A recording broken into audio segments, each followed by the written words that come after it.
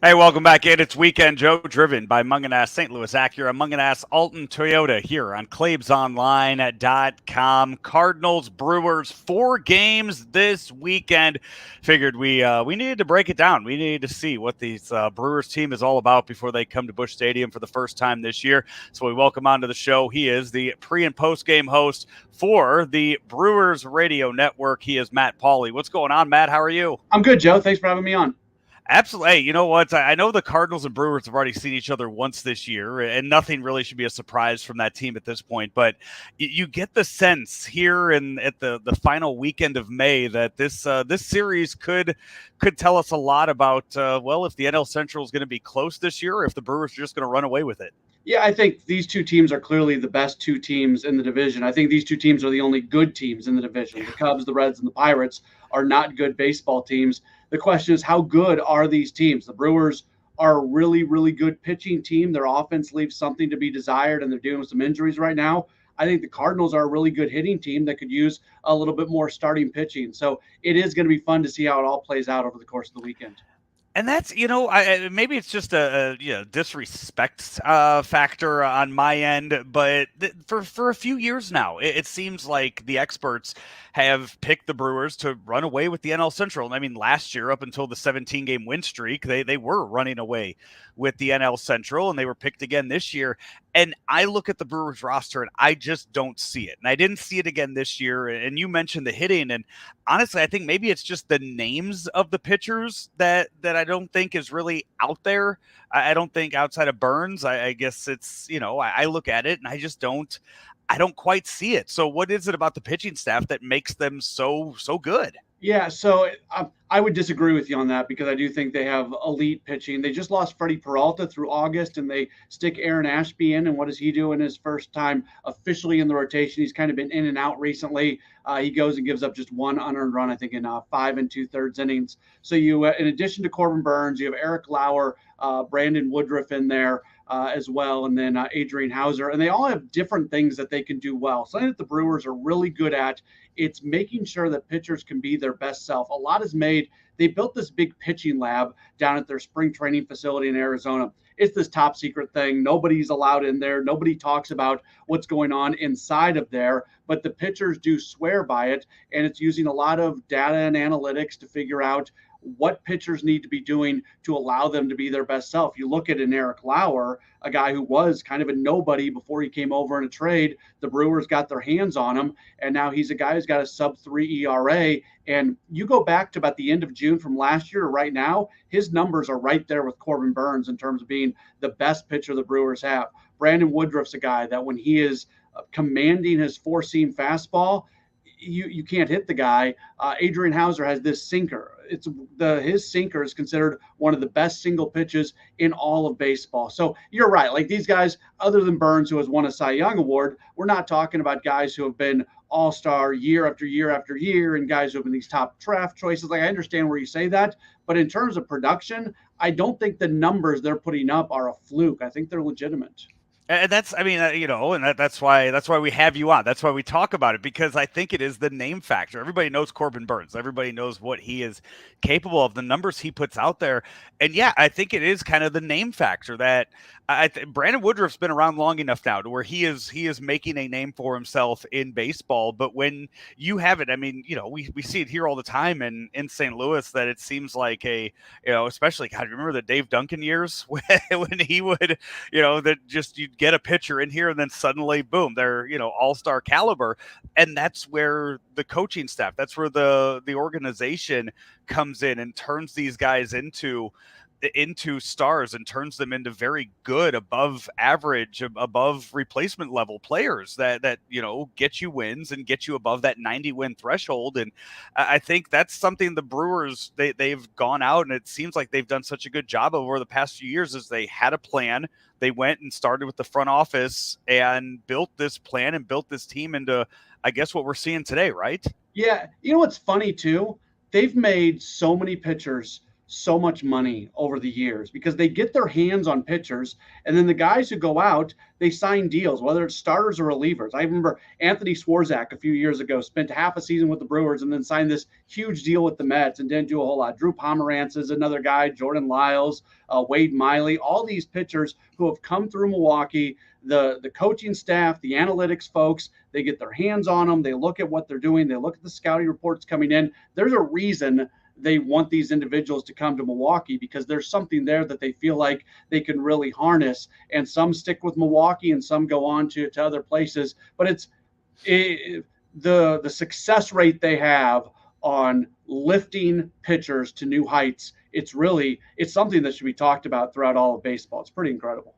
And that's, exactly what I just said. Do you remember when the Brewers went and signed Jeff Suppan after he, went on his run with the Cardinals and then didn't do much of anything after that? It sounds very similar to what we saw a decade ago or more here in St. Louis. Yeah, I think Dave Duncan gets most of the credit for that, and we remember the big notebooks that he always had on every single guy, and his system of doing things. The Brewers do it in a different way because it's not just coaches. It is, again, the data and analytics folks and a lot of information that's being kicked out of computers. But you're right. It's very similar. Dave Duncan was incredible at making pitchers their best self, and the Brewers as an organization are doing the exact same thing.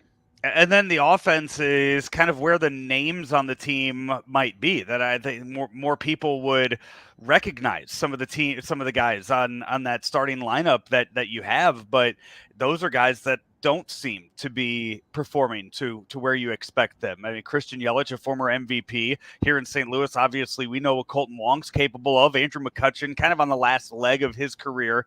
But you see those names in the lineup, and those are guys that really aren't producing to the levels that I think fans would expect them to. Yeah, for Yelich, it's been a 3-year deal. He went out a few years ago with that knee injury right towards the end of the season, ended up missing the playoffs that year, and he's just never been the same. And I think it's been a combination of schedule disruptions because of COVID and labor stuff, the knee issue, the back issues, protection in the lineup. It's just been a perfect storm. Now, he's had his moments this year. He is playing at a much better level right now than he did either the last 2 seasons, but they really need him to at least be an all-star caliber player, I think, for this team to reach the heights that they want to go. You mentioned Andrew McCutchen. He's been a nice addition to this team. Now, he's not going to hit for a ton of average. He's going to go out there and hit 250 or so, but he comes up with hits at the right time. He gives you the professional at-bats. You can just kind of put him in as the DH most days. He can spell Yelich in left field when you need to do that. You mentioned Colton Wong. Obviously, his production has been pretty consistent from his time to St. Louis to what he's done in Milwaukee here over the last couple years. But overall, it's odd because when you look at the Brewers' overall aggregate offensive numbers, they're really good, especially from a power standpoint, an RBI standpoint, and an OPS standpoint. Those numbers are all pretty much top third across Major League Baseball. The problem with this team offensively has been it's a roller coaster ride. They'll go score double-digit runs one day, and then they'll go through a stretch where they're being held 2 runs or below. The series that they just won against San Diego, they scored 4 and 2 runs over the course of their 2 wins in it. And the 4-run day was 2 home runs and nothing else. So it's a very inconsistent offense. I would evaluate the Brewers offensively, not on those overall aggregate numbers, but it's more about how many times are they being held to 2 runs or less. And that seems to be an issue with them. What do those numbers look like? What do those splits look like home and away, though? They're from a home standpoint, they are out hitting, and they're one of the best teams in baseball from a home record.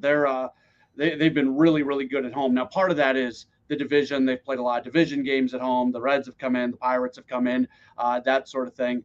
So it's been a lot better at home than it has been on the road, just in terms of overall record.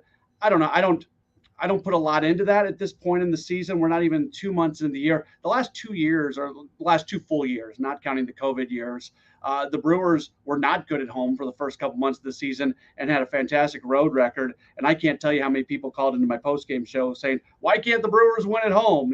And those numbers all even out. So I think they're going to even out at some point. They can't keep up the pace they're on right now from a home record standpoint. What does I know? I know Josh Hader had an emergency in his family. What does his availability look like for the weekend, or is it known yet? It as we are recording this, it is not known. His wife is pregnant and she is dealing with some complications in the pregnancy. So as the team hit the road, he went to the team and basically said, I'm not comfortable leaving my wife right now, which I think is a stand-up thing for him to do. That shows where his priorities are, and good on him. Devin Williams pitched in 3 straight games against the Padres. First time in his career he has ever pitched 3 straight. And obviously Cardinals fans familiar with Devin since he's a St. Louis native. So they're going to be really careful with Williams throughout this entire series. Obviously not pitching in that in the opening game, and then they'll move on from there and be careful with him. But from a bullpen standpoint, it could be a little bit interesting for the Brewers. They don't have Hader. They just used Williams 3 days in a row. Brad Boxberger had an elevated pitch count in the second game of the Padres, or the first game of the Padres series, and then he pitched again in the third game. So they had some kind of, you talk about no names, they kind of had some of these deep guys in the bullpen come out and give some really good innings. And if they're going to win some games against St. Louis, they're going to have to do the exact same thing. It's going to be a fun weekend. It's four game series here to end the month of May, and I think 2 games back, 2.5 games back right now. The Cardinals are of the Brewers, so could make for some nice could make for those standings to get a little tighter here by the time we reach June. Yeah, and I think iron sharpens iron, and I don't want the Brewers to just absolutely run away with it. I don't think Cardinals fans should probably want the Cardinals to absolutely run away with it. I think Brewers fans saw last year having that big lead and kind of not knowing how to handle that down the stretch of the season, where all of a sudden they lost a lot of games and it didn't feel like they were sharp down the stretch. So it's good to have some series like this. The Brewers have not played a good schedule this year. That's been the biggest thing. I think a lot of Brewers fans kind of sighed a bit of a relief when they took 2 out of 3 from the Padres, because it was the first time in a while they'd played a good team. So I think these series all year long between these two teams are going to be a lot of fun. And you were mentioning, I know Matthew Liberatore is set to pitch at some point. That'll be his second career start, the first time that he'll start in front of the fans here at Busch.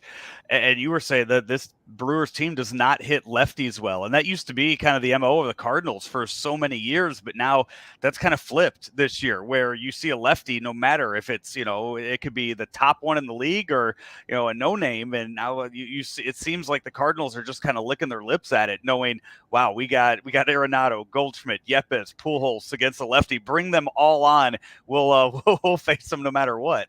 Yeah, and a good lefty going Thursday night with Eric Lauer, so that'll be fun to see what the Cardinals can do against him. It's been really weird because you look at the Brewers roster and you see a bunch of guys who should hit lefties. Then you look at some of the individual numbers, especially from an OPS standpoint, and you see some good individual numbers against lefties. But the Brewers' record against left-handers this year, it's right around 500, where they're more than 10 games above 500 in games that they start against a right-hander. It doesn't make much sense, but for whatever reason, the Brewers have really, really struggled to win games started by left-handers so far this year. Again, small sample size, with less than 2 months of the year. That probably falls under the category of things that will kind of even itself out as the year goes along, but that's been an issue so far. Matt, thank you so much for your time. Looking forward to the next 4 days here in St. Louis.